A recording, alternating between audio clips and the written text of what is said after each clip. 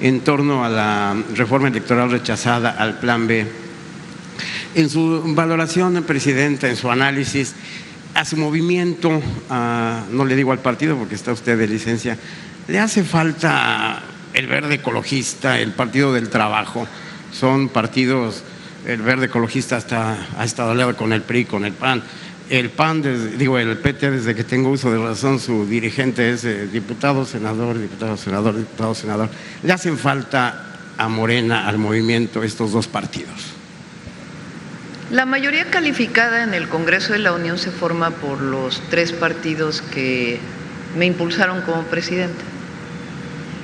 Si no hubiera sido por esta alianza, pues no hubiéramos logrado reformas constitucionales indispensables para avanzar en la transformación. Es el caso de la reforma al Poder Judicial, pero también es el caso de la reforma al artículo 28 constitucional para fortalecer a Pemex y a CFE, o del segundo constitucional para garantizar los derechos plenos de los pueblos indígenas, o las distintas reformas constitucionales que hemos llevado a cabo. Es decir, ha habido una alianza que nos permite pues avanzar en la transformación del país. Hay temas en los que uno no está de acuerdo. Cuando envié la iniciativa, pues sabíamos que era muy probable que el PT y el Verde no votaran a favor. ¿Cómo sabíamos y teníamos la certeza de que ni el PRI, ni el PAN, ni MC iban a votar a favor? ¿Por qué envié la iniciativa sabiendo de antemano que era muy probable que no pasara? Pues yo tenía un compromiso con la gente. Y vimos aquí las encuestas de que la gente no está de acuerdo con que las cúpulas de los partidos políticos elijan a los diputados de representación proporcional, y la gente tampoco está de acuerdo con que haya tanto recurso al INE ni tanto recurso a los partidos políticos, y otras propuestas que enviamos en la iniciativa. Para mí es muy importante mostrar que cumplimos. Podríamos haber negociado pues que fuera solamente un poquito de acá, un poquito de allá, un poquito de más allá. ¿Era factible negociarlo? Sí, sí era factible, pero tomé la decisión de no hacerlo, porque yo había hecho un compromiso con la gente y para mí los compromisos se cumplen. Y en todo caso, pues ya la gente, el pueblo va a ver quién votó y quién no votó en este caso. Entonces, hacia adelante, pues depende también de cómo se avance, pero ya será una decisión de Morena, ya no es una decisión mía. Hay quien piensa que, fíjense, nos critican porque somos autoritarios, ¿no? Y luego tomamos una decisión que no tiene que ver con el presidencialismo de antes, de que lo que decía el presidente se hacía y punto, de que si no estás con el presidente, pues te cae la fuerza del Estado. Entonces, digo, cada legislador tiene derecho a votar como quiera. Yo cumplo. Crítica a la presidenta porque no es presidencialista. Entonces, habrá gente que nos critique siempre, no importa lo que hagamos. Si hacemos A, si hacemos B, B. Si hacemos C, C. Si hacemos lo contrario, también nos van a criticar. Pero es muy importante para mí cumplirle a la gente. Y nuestra lucha en esencia, que es seguir combatiendo los privilegios, particularmente de los funcionarios públicos que reciben dinero del pueblo, y también combatir al que va de impuestos, al privilegio del que no cumple con la ley. Entonces, a eso nos comprometimos y es lo que estamos haciendo. Y hacia adelante, pues si hay alianza o no, pues ya depende de los tres partidos políticos, cómo avanzar. Estos partidos políticos quisieron negociar con usted la reforma electoral. Pues no directamente conmigo, la secretaria de Gobernación encabezó distintas mesas y ella me informaba, pues dicen que esta parte sí, esta parte no. ¿Qué es lo que no querían? Pues que ellos querían seguir nombrando los plurinominales. Ellos no querían que se disminuyeran los montos de los partidos, esencialmente. Gracias. Vamos de este lado. A ver el compañero. Ya uno y uno y ya cerramos porque es retardo. Muchas gracias. Bueno, la verdad iba a hablar de un tema local, pero creo que lo contestó muy bien sobre la importancia del puerto de Manzanillo para el desarrollo de la economía de México. Y como estuvieron tocando mucho esto del plan A, B, C y demás, hubo uno de los puntos en la reforma electoral que la verdad todo el mundo escuchamos que estaba muy a favor, y era la reducción en los tiempos oficiales, bajar de 48 a 35 minutos para poder pues no politizarnos tanto, independientemente del partido. La gente pues quería ver más contenidos de otro tipo en televisión, y esto no sé si en determinado momento, Presidenta, lo pudieran tomar en cuenta para un plan A, B o C, pero poder retomar específicamente este punto que la gente la verdad sí le llamaba muchísimo la atención. Y nada más pedir una disculpa, es que nos habían dicho, tienen que decir nombre y de dónde vienen. Francisco Buenrostro, de Grupo Audiorama Comunicaciones. Y básicamente sería eso en cuanto a qué se pudiera hacer al respecto. Después. Pero nosotros enviamos una propuesta que tenía una lógica, ¿no? Entonces, la lógica era desde disminuir el presupuesto a los partidos políticos hasta disminuir los tiempos en la época de campañas. Decían por aquí, algún momento me preguntó algún compañero en la mañanera que si no era beneficiar a las televisoras o a las radiodifusoras. Y después presentamos la encuesta y la gente, pues sí, es que cuando son campañas electorales y hoy es 7 veces el mismo anuncio, pues no necesariamente implica mayor concientización o mayor información de por quién vas a votar. Pero era un todo y después se podrá retomar. Nosotros ahora pues estamos concentrando el tema en disminuir privilegios.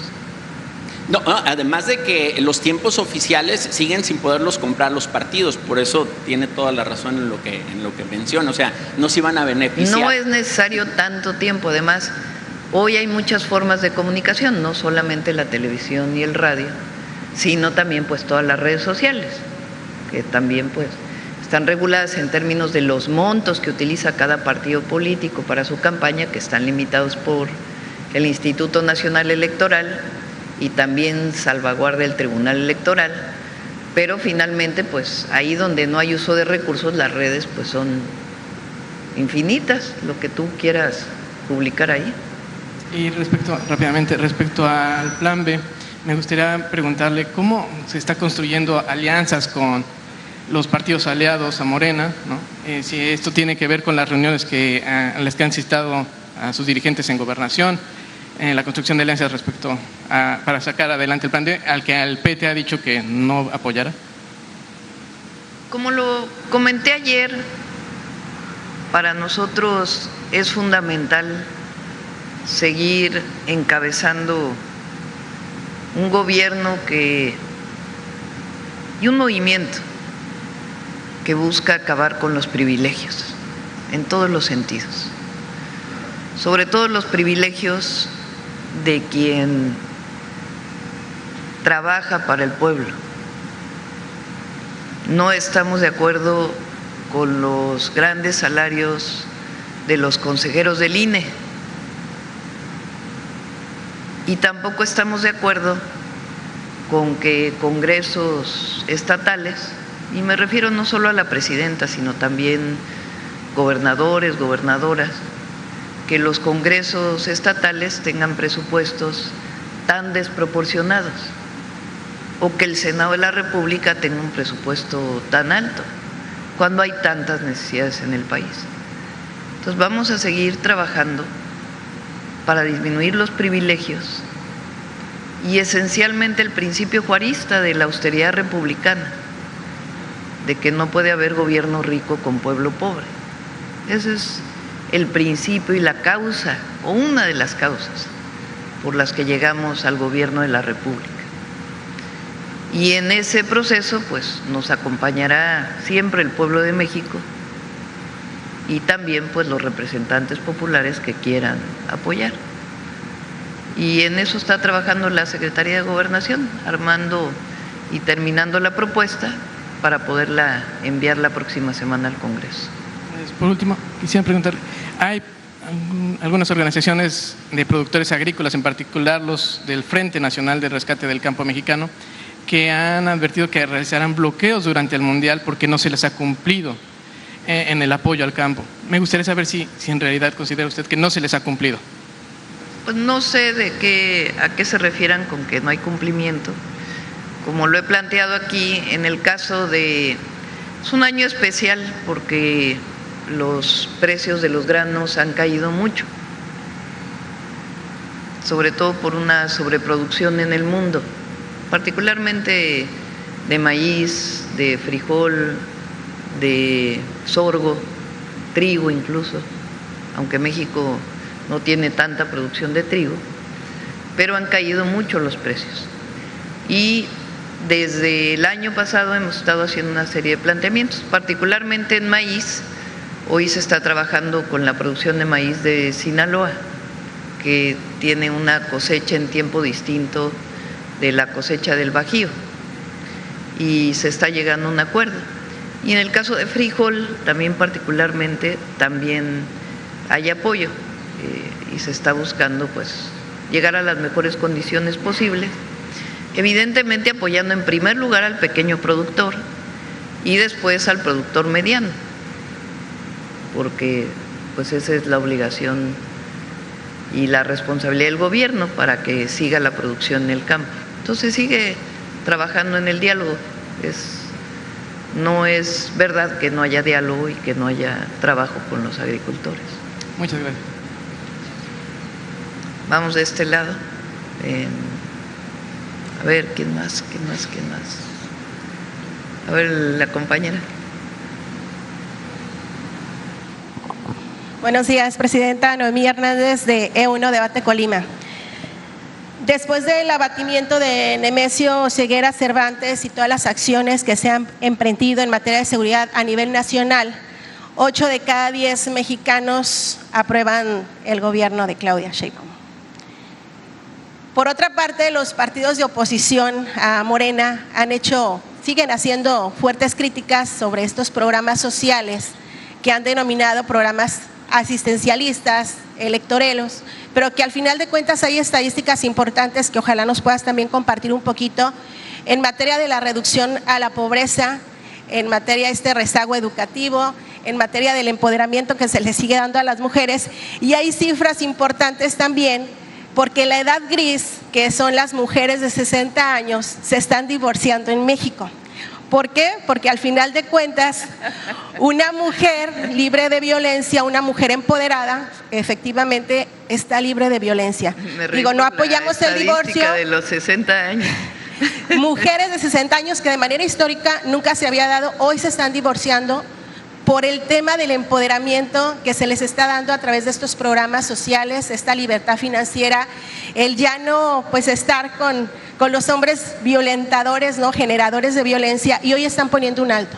¿Qué nos puedes comentar acerca de estos programas que están focalizados y que no solamente se está empoderando a las mujeres, estamos hablando también de los adultos, adultas mayores, a los jóvenes a través de los diversos programas sociales que se llevan a cabo?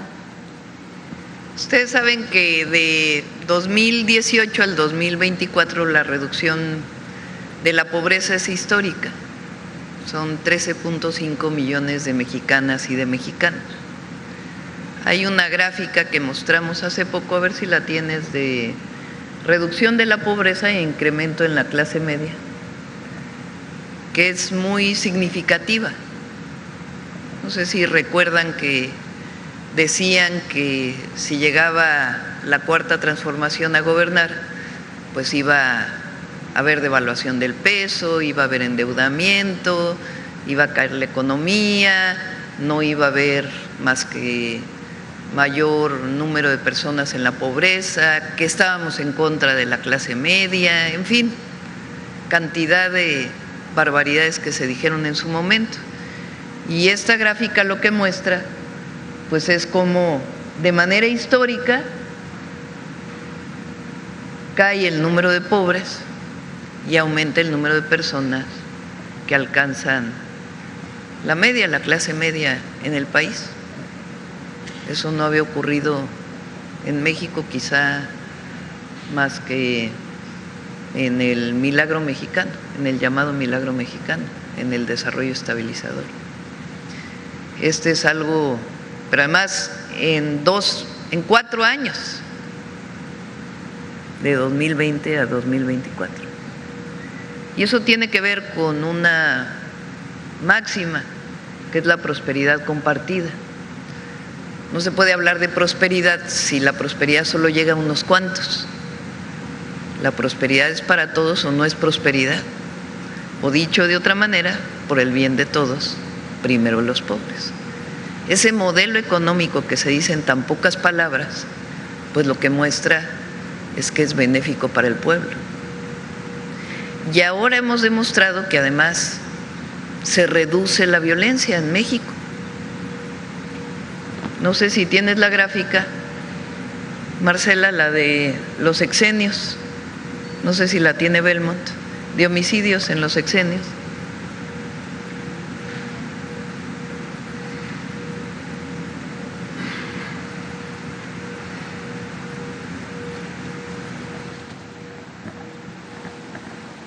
Para que se vean los resultados, porque la honestidad da resultados. Acabar con los privilegios da resultados. Apoyar al que menos tiene da resultados. Un gobierno que se dedica a gobernar y no a la frivolidad da resultados. Un gobierno que cree en su pueblo da resultados. Y así como se han dado resultados en la disminución de la pobreza, de igual manera estamos dando resultados en la disminución de la violencia. Y hay que recordar esta gráfica siempre, que esto fue la guerra contra el narco de Calderón, aumento de homicidios de 28.6 a 70.9 diarios. Este fue el resultado del gobierno de Peña, aumento de homicidios de 70.9 a 87.9 en 6 años. No, a 100.5, porque 2018 todavía es el año de Peña Nieto. Fíjense, de 63.2 a 100.5. Y después con el presidente López Obrador comienza a disminuir. Se rompe la inercia de seguir subiendo, comienza a disminuir. Y nosotros hemos reducido, si tomamos en cuenta febrero del 2026, de 91.7 a 50.2. Si estos no son resultados, y por eso seguimos insistiendo en que disminuir privilegios, que el gobierno esté en la justa medianía, que no haya gobierno rico con pueblo pobre, va a seguir dando resultados. Dice hoy por cierto, el periódico Reforma, que le queremos disminuir presupuesto a los estados. Falso. Ayer lo dije con toda claridad. La propuesta, el plan B, tiene que ver con disminuir privilegios, particularmente en los congresos estatales, en el Senado de la República y en la cantidad de regidores por municipio.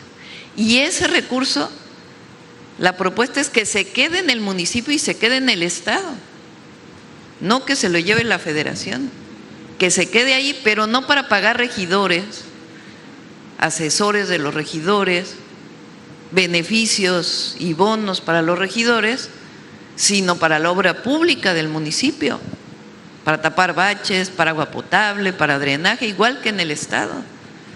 Fíjense, Baja California, y está de acuerdo con nosotros la gobernadora de Baja California, tiene ¿qué dijimos ayer? 38 millones de pesos al año por diputado local, mientras Colima tiene 5 millones de pesos al año por diputado local.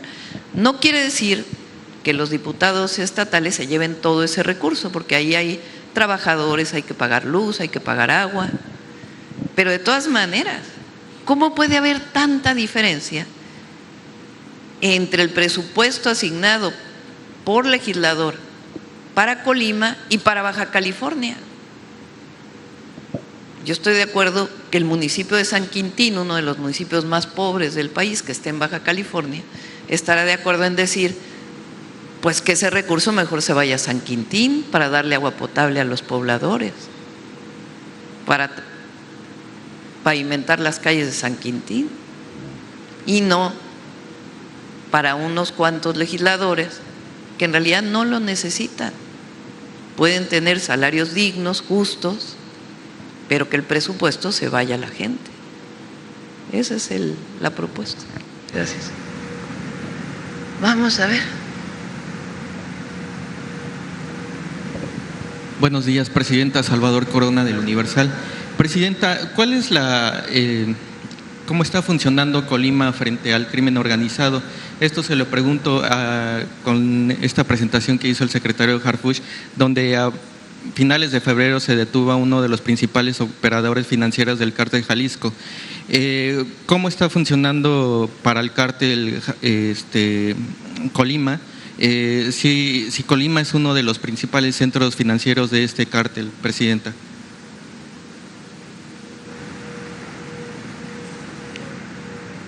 Digo, obviamente hay varias situaciones donde el Gabinete de Seguridad de las autoridades estatales ponen mayor atención. Una cosa es el narcomenudeo que se da dentro del estado de Colima, pero también algo muy importante pues es el trasiego de droga, precisamente por el puerto, donde ha habido aseguramientos importantes en lo que va de la administración de la presidenta Claudia Sheinbaum. Pero Colima también está siendo parte de una disputa entre el cártel Sinaloa y junto con el cártel Jalisco. Ha habido disputas entre grupos muy locales, los mezcales, etcétera, y principalmente ha sido entre grupos locales la disputa. Secretario, y aprovechando, ¿tienen alguna opinión respecto a estas narconóminas que han salido publicadas en el Universal respecto principalmente sobre la contratación de hackers de este cártel Jalisco? ¿Ustedes tenían conocimiento cuál era el objetivo de contratar estos hackers? Más que una opinión, la Fiscalía General de la República está procesando la información. Hay ya carpeta de investigación iniciada, que estamos también trabajando con las instituciones del Gabinete de Seguridad, en donde haya y donde amerite detenciones sobre alguna persona mencionada, así va a ser. Sobre los hackers, más que nada a través del Centro Nacional de Inteligencia y la Policía Cibernética, que depende de la Guardia Nacional, se han bajado más de 180 sitios en diferentes páginas de internet y diferentes aplicaciones, pero más enfocadas al reclutamiento, como lo hemos informado aquí en la mañanera. Más que hackers, más de hackear una institución o algo así, eso no tenemos conocimiento ni ningún indicio al respecto. Si nos pudiera detallar un poquito de cómo es que el cártel Jalisco estaba reclutando a las personas por medio de estos sitios web. Sí, ha habido no solo del cártel Jalisco, de otras células de crimen organizado, donde a través de TikTok, Facebook, etcétera, que hemos tenido muy buena colaboración con las empresas, donde hacen anuncios o tratan de reclutar personas y se han bajado una cantidad de sitios importantes. No solo los sitios, obviamente, no solo es bajar las páginas, sino también hemos presentado aquí las detenciones de reclutadores importantes y de personas que se dedican solo a eso, a reclutar. Ha habido una gran cantidad de detenidos. Secretario, entonces nada más para ser claros, todas estas publicaciones que se han hecho en medios de comunicación, incluido el Universal, ¿se tomarán en cuenta para abrir carpetas de investigación respecto a este caso? Todas se analizan, todo hay un análisis por parte de la Fiscalía General de la República y donde amerite se inicia la carpeta de investigación. O sea, recuerden uno de los objetivos que ha mencionado la Fiscal General de la República, la fiscal Ernestina Godoy, es que si se inicia una investigación es porque hay suficientes datos y porque va a haber un resultado. Ok. Presidenta, en la reforma propuesta de la reforma electoral se mencionaba aplazar la elección judicial. En este proceso nuevo del Plan B, ¿cómo lo está vislumbrando? Lo estamos analizando. Tiene, digamos, sus pros y sus contras. El pro, digamos, los beneficios de que la segunda parte de la elección de jueces se realice en el 27, pues es que se utilizan los mismos recursos. Ahora, se está consultando al INE porque, por ejemplo, en el estado de Veracruz, donde hubo elección al Poder Judicial y al mismo tiempo elección a presidentes municipales o presidentas municipales, las casillas eran distintas, estaban en lugares distintos. Entonces, de todas maneras, pues tuvo que haber doble contratación para quienes participaron en la elección al Poder Judicial como capacitadores, en fin. Entonces, se está analizando qué tanto implica menos recursos hacerlo en el 27. Ese es, digamos, el beneficio, utilizar los propios recursos de la elección para realizar la elección que falta del Poder Judicial. Pero a lo mejor no es tanto el ahorro, porque son dobles casillas y eso generaría problemas en la gente, de ir primero a una casilla y después ir a otra casilla. Y al mismo tiempo el beneficio de pasarla al 28, pues es que no son tantas boletas en el 27 para todos los que vamos a votar. Entonces no es solamente presidente municipal, diputado local, diputado federal o gobernador, en el caso de Colima, o gobernadora, sino también sería la boleta del Poder Judicial. Entonces, por eso estamos analizando y en estos días recibimos pues la opinión también del Instituto Nacional Electoral en este sentido, para ver si proponemos la posposición para el 28, el próximo lunes o martes, a más tardar, que se estaría enviando la propuesta. ¿Y a usted en esta propuesta qué le gustaría el proceso de revocación? Vamos a esperar la opinión con relación a los montos de la elección, porque igual es el mismo monto, repito, porque el INE determina que sean dos casillas distintas. Entonces, pues a lo mejor vale la pena moverla al 28. Estamos en esa definición. Es un asunto de recursos y de conveniencia para el ciudadano, de las cantidad de boletas que estaría utilizando en el 27, y si no, pues se pasaría al 28. Pero tiene que ver con ello. ¿Sería la judicial y la revocación de mandato al 28? ¿O sea, analizar eso? También la revocación de mandato estamos analizando si es el 27 o el 28. La propuesta que estamos enviando es permitir que sea en el 27 o en el 28, porque en este momento en la Constitución solo está para el 28. Ok, nada más para concluir, Presidenta, 4 organizaciones civiles políticas, que están buscando ser partidos políticos, pues denunciaron que 250,000 personas que han sido registradas por ellos, pues ya estaban afiliadas a Morena, algunas sin su consentimiento, algunas señalan que pues personas fallecidas, personas con discapacidad, vaya duplicidad en los registros. Ellos podrían tener problemas a la hora de tener este registro como partido. Según el INE ya cumplieron con parte de los registros, pero ahora pues surge este problema.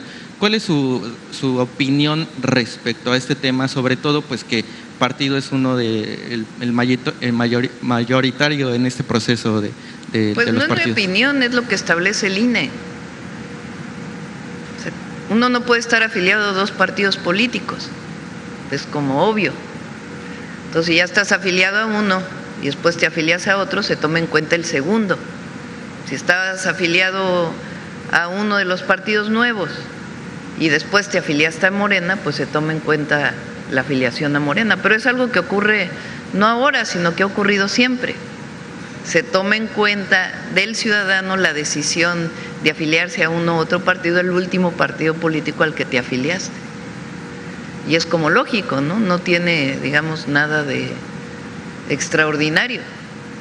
El INE pues tiene que tomar una decisión a qué partido político perteneces, porque no puedes pertenecer a 2. Entonces toma en cuenta la última afiliación.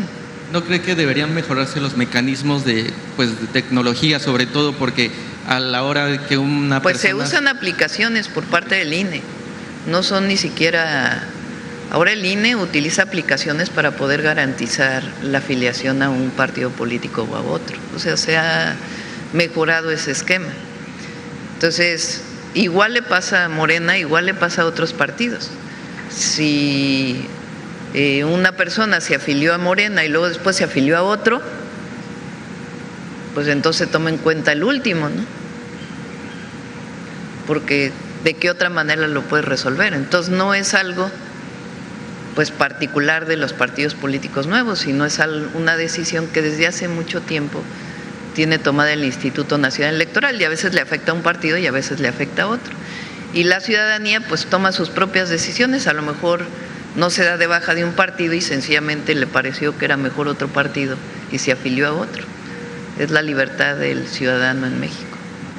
Hola, buenos días, Presidenta. Jorge Ricardo, de Reforma. En su propuesta electoral, ¿por qué no incluye, por ejemplo, acotar los tiempos de campaña? Que hay partidos como Morena que ya anunciaron que el 22 de junio van a tener a sus coordinadores, que serán los candidatos para la elección de 2027, y esta es una estrategia para evadir, por supuesto, la ley, porque en su misma propuesta dicen que serán sus candidatos, pero los llaman coordinadores en primer lugar. Y también ahí podría incluir esto de candidatos de un partido que compiten, candidatos de Morena que pasan al Partido Verde o al PT, pero son de Morena y luego se suman a la bancada y logran una sobrerepresentación. Ahí hay una discusión de si lo es o no, pero todo lo se identifica con Morena, pero compiten por otro partido. ¿Por qué no toman en cuenta esos asuntos en su propuesta electoral? Lo primero, no concuerdo contigo. El que Morena haya tomado una decisión de cuándo hace sus encuestas, pues no tiene nada que ver con los tiempos electorales. Los tiempos electorales pues los va a cumplir. O sea, el asunto es cuándo decide avanzar, y eso decidió el partido. Si hay una sanción porque hay adelanto en las campañas, pues lo tiene que hacer el Instituto Nacional Electoral. Entonces, en tu pregunta estás implicando que hay una violación a la ley. Pues yo no considero eso. Se ha hecho siempre, y muchos partidos políticos lo hacen. Adelantan su esquema. ¿Qué es lo que pasa con Morena? Que a diferencia de los otros partidos, que hay dedazo de quiénes son los candidatos, pues se elige por lo que la gente quiere, que son las encuestas. Entonces, ese es el planteamiento, eso es lo primero. Y lo segundo, no veo por qué haya que reducir los tiempos de campaña. Se redujeron, antes eran de 6 meses, creo que eran de 9 meses un tiempo, luego 6 meses, y ahora son 3 meses de tiempo de campaña. Entonces, pues es un tiempo pues razonable, pienso yo. Eso no tiene nada que ver con el privilegio de los montos que se utilizan por el INE o por los consejeros o por los partidos políticos, que esa es nuestra esencia de lo que estamos planteando tanto en la reforma electoral como en el Plan B. Hay algunos analistas que dicen que usted y Morena identifican el privilegio únicamente con dinero. En este caso… Perdón, no te entendí. Sí, que hay un problema ahí de identificar privilegio como sinónimo de dinero o dinero como sinónimo de privilegio. En este caso, de los nombramientos de coordinadores, por supuesto, no es ilegal, decía el presidente Obrador, pero hay cosas que no son ilegales, pero son inmorales. Todo mundo, inclusive el Morena, sabe que serán los próximos candidatos del 27, pero no los nombra precandidatos ni candidatos porque están 8 meses antes del periodo legal. Pues si hay algún problema relacionado con la ley, que haya sanción por la autoridad electoral. Tú tienes una opinión y pues hay que… El problema es si hay actos anticipados de campaña, que es lo que la ley sanciona. Si hay actos anticipados de campaña, pues que lo sancione la ley y la autoridad electoral. Pero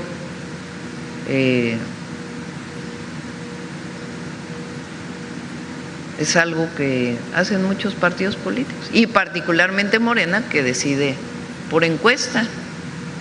Entonces, si hay algún problema, pues que lo decida la autoridad electoral. En otro tema nada más, acerca de las narconóminas que ya han comentado, ¿habrá sanciones a los funcionarios que descuidaron la escena donde se intentó detener y después se abatió al líder del cártel? ¿Por qué no hubo cuidado de esos documentos? Porque se abandonó prácticamente la escena. Eso tiene que especificarlo, ya lo habían preguntado previamente, y tiene que especificarlo la Fiscalía General de la República. Cómo fue que se aseguró el predio, los distintos predios. Entonces ellos tienen que especificarlo. ¿Y qué le han dicho hasta ahora? ¿Por qué se abandonó? Pues ahí tiene que contestarlo la Fiscalía General de la República. No, pero digo, ¿a usted qué le han dicho hasta ahora? Pues tiene que especificar la Fiscalía General. Hay asuntos que le corresponden a la presidenta y hay asuntos que le corresponden a la Fiscalía General de la República y asuntos que le corresponden a la Corte y asuntos que le corresponden al Congreso. Entonces la Fiscalía pues tiene que especificarlo, ya lo habían preguntado previamente. ¿No le parece grave ahí se podría haber investigado pues tiene que decirlo la Fiscalía General de la República, cuáles fueron las condiciones de aseguramiento del predio y en todo caso en qué lugares se adquirieron estos documentos en caso de ser documentos válidos. Gracias.